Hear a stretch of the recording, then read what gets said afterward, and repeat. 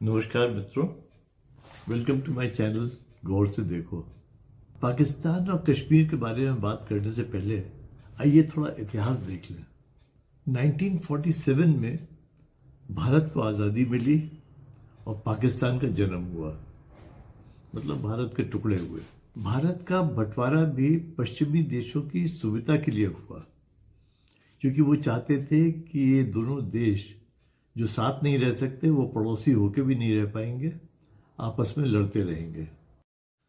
क्योंकि जाहिर बात है, अगर हिंदुस्तान और पाकिस्तान लड़ते रहेंगे तो वेस्टर्न कंट्रीज जो है वो आर्म सप्लाई करेंगी, मीडिएशन करेंगी, they will have some control over these countries. So it was in their interest कि इंडिया एंड पाकिस्तान का बंटवारा हो जाए एंड दो कंट्रीज बन जाए।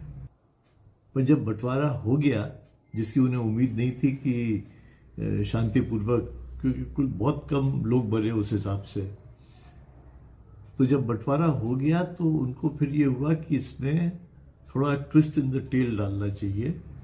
तो उन्होंने कश्मीर का मैटर इन्वेंट किया।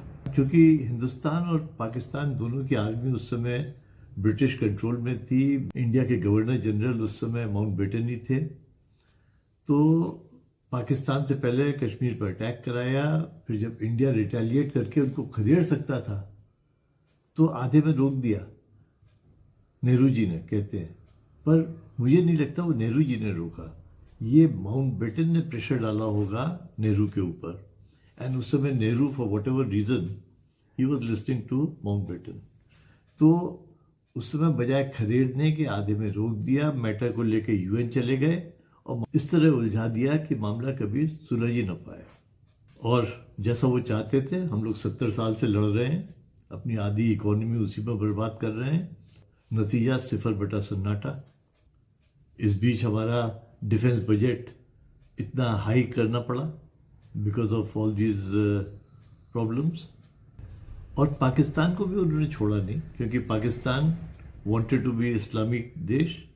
अच्छा, इस्लाम और डेमोक्रेसी में 36 का आंकड़ा है, क्योंकि इस्लाम 7वीं सदी में रहना चाहता है और डेमोक्रेसी 20वीं सदी की ईजाद है। तो this was a total mismatch.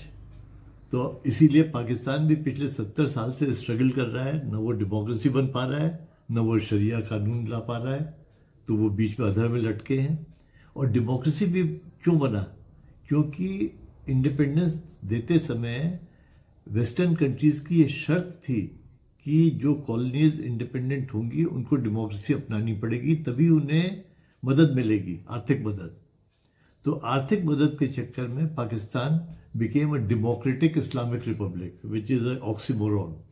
खैर, आज पाकिस्तान में उथल पुथल लाजमी है, क्योंकि वो सिस्टम चल ही नहीं सकता।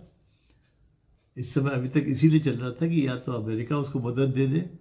जब अमेरिका ने मदद देनी बंद करी तो उन्होंने चाइना से मदद लेनी शुरू कर दी। तो इस तरह they were playing the game and cashing their strategic location.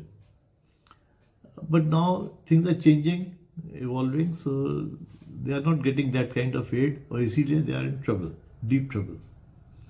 और ट्रबल इतना है कि अब जो पाकिस्तान के जो कश्मीर ऑक्यूपाइड एरियाज हैं उनमें भी अब अनरेस्ट हो रहा है, क्योंकि गेहूं महंगा हो गया है और खाने की चीज़ें महंगी हो, सभी चीज़ें महंगी हो गई हैं, इन्फ्लेशन है। So now they are revolting and they want to join India. Of statements that they have been making. Ask Modi to get us freed from Pakistan. Yes, these are the kind of pleas that are now going viral on the ground and on the internet. And according to activists in Pakistan-occupied Kashmir, Shabir Chaudhary is one such activist. He has been posting a series of videos online voicing the concerns of the general public.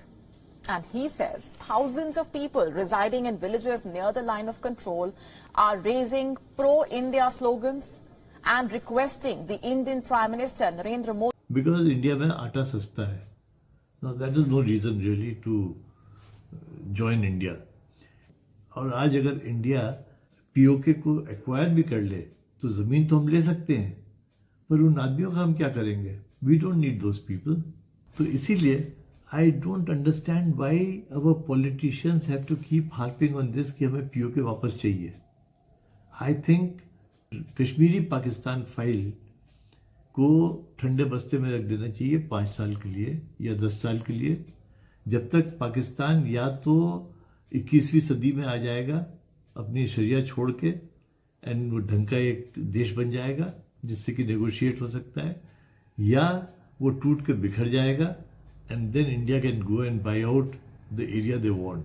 उन्हें पैसे की ज़रूरत रहेगी तो आप उतनी ज़मीन खरीद लीजिए, पैसे देकर वो ज़मीन खाली करके आपको दे दें. That is the only solution, because you can not fight and drive out those people. तो इसलिए इंडिया को ये भूल जाना चाहिए कि वो पाकिस्तान से लड़ के वो ज़मीन ले. India should have a transactional deal कि भाई आप अपनी ज़मीन खाली कराओ, आदमी ले जाओ, हम इतने में खरीद रहे हैं.